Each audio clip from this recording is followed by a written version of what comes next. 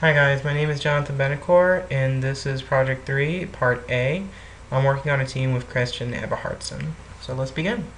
If you hold P and left click, you can create control points on the XY plane.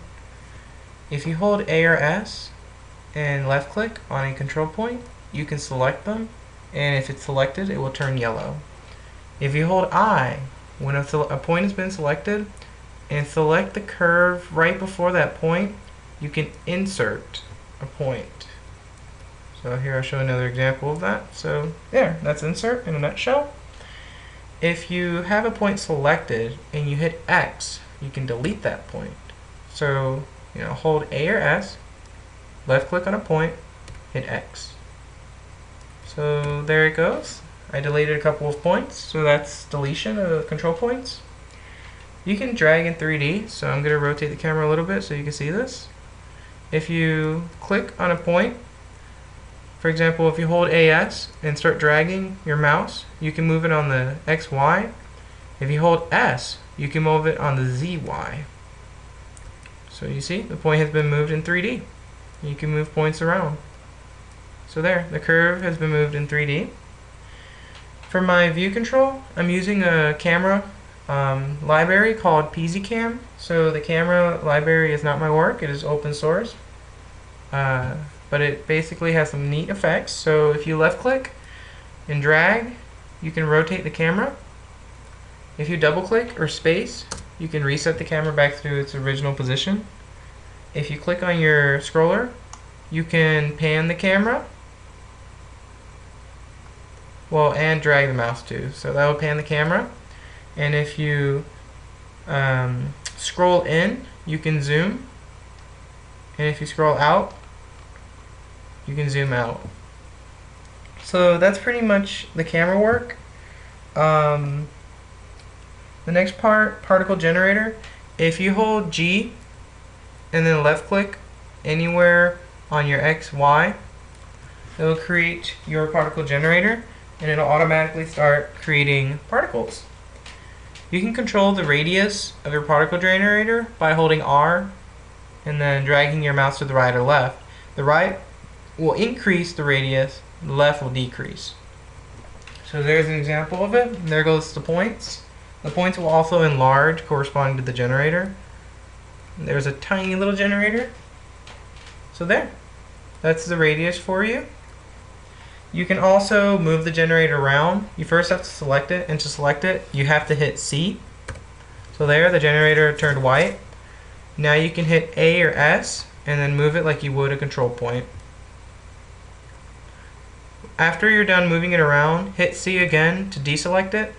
If you do not deselect it, A or S will not allow you to move your control points. So you always have to deselect. You can control how many particles comes out of the generator by hitting 1, 2, or 3. So I've hit 2, 2 particles come out, 3, 3 particles come out. And then that's pretty much it for the generator. If you hit D, dynamics will turn on, and so there goes the dynamics. And the way that dynamics works is it takes the particle's velocity and the velocity of the curve and averages between the two. So it gives you this kind of like cool roller coaster looking thing.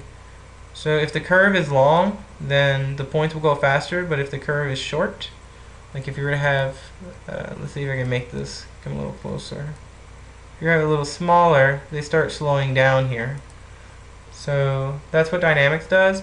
If you hold F while dynamics is activated, you can move to the right to basically make your dynamic closer to the particle's velocity, and then if you go to the left, you'll make it closer to the curve's velocity.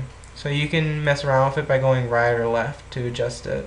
So that's the scaling of the dynamic. You can hit D again to deactivate it. So that's pretty much it for part A. Other things that I implemented, if you hit E, Earth will be selected. There's not any indication of that, but just know if you hit E, Earth will be selected, and you can move it using A or S like you would the control points. To deselect Earth, you hit E, And the same problem applies if you have something selected that's not a control point, like Earth is a generator. You have to deselect it to be able to move the control points. You can switch Earth's texture by hitting Y.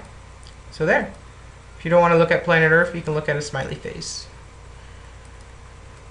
And hit Y again, and you'll get Earth back. So last but not least, if you hold O and left click, you can create a test particle, and the test particle will show you the closest projection line, and the blue line, the dark blue, is the tangent.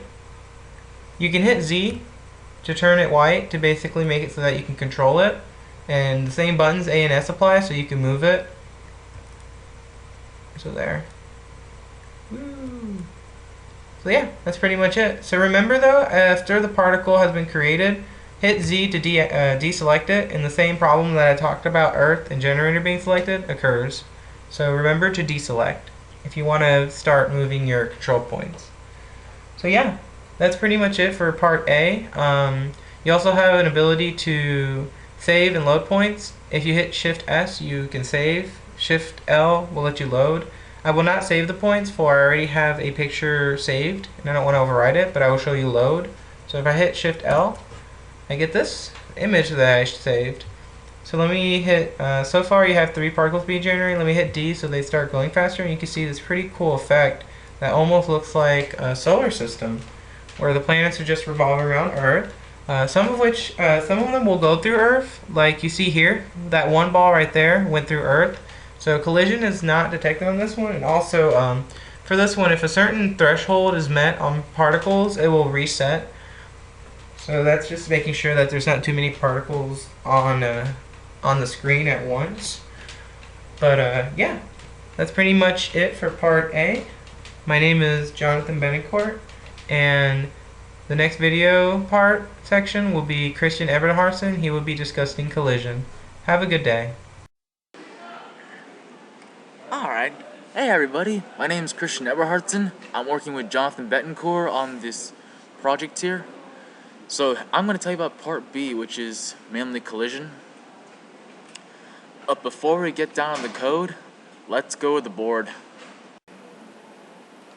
Alright, let's get to the board here and talk about collision.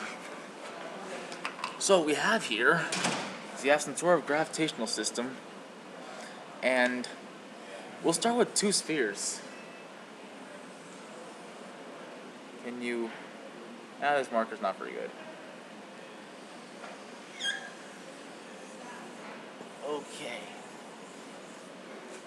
Okay, that's a little better.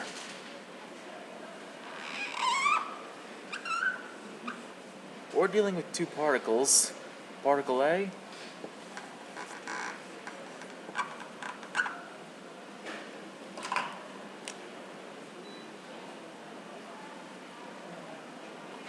and particle B.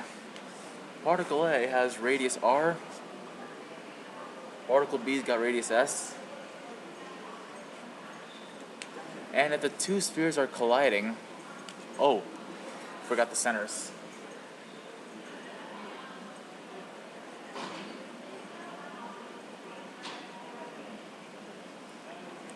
If the 2 spheres are colliding, then what we can say is the distance between the 2 centers is going to be less than or equal to the sum of radius R and radius S.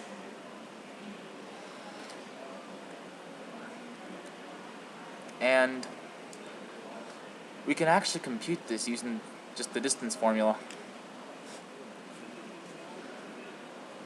We'll just call it dist.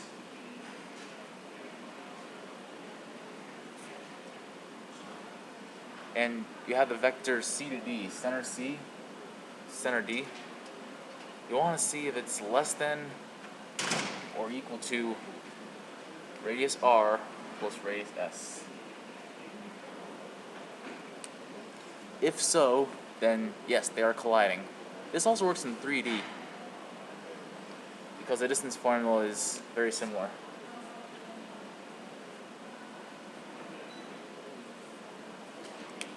Now, knowing this,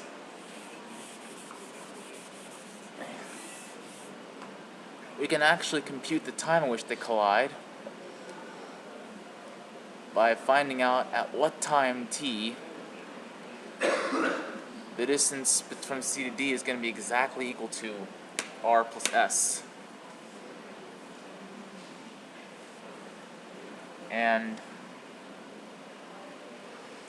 I actually haven't figured this out yet.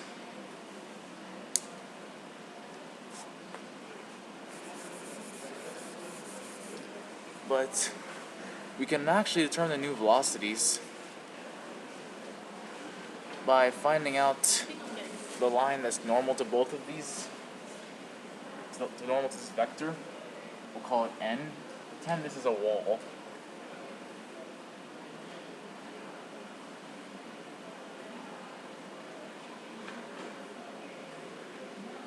That's our wall.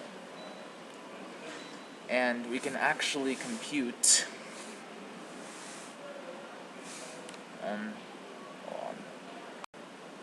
a reflection vector such that the angle at which A hits this wall coming in and the angle at which A is coming out is actually going to be exactly the same. Let's see how it would work. I think it might actually be, let's say A is coming in like this.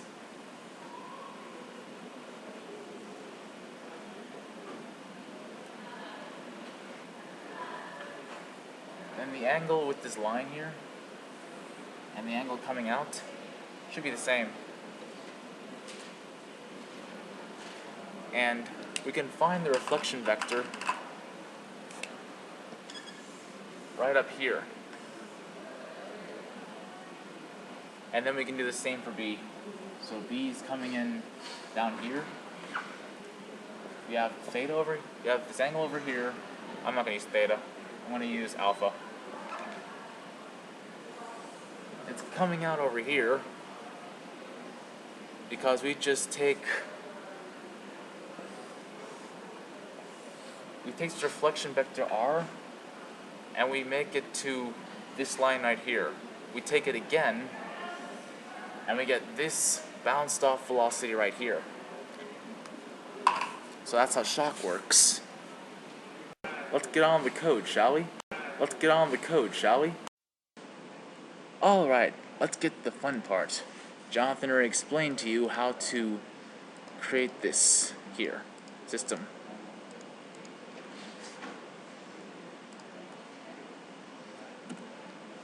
So let me show you a little example of bounce, or shock, as I call it, the collision.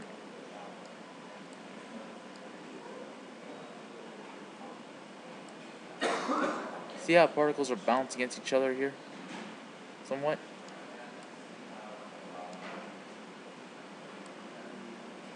Now, particles look like they're together, but 3D is very misleading. Now, let's turn on dynamics and gravity. You have two forces acting upon the particles now. The force going down to the earth, and the force along the curve.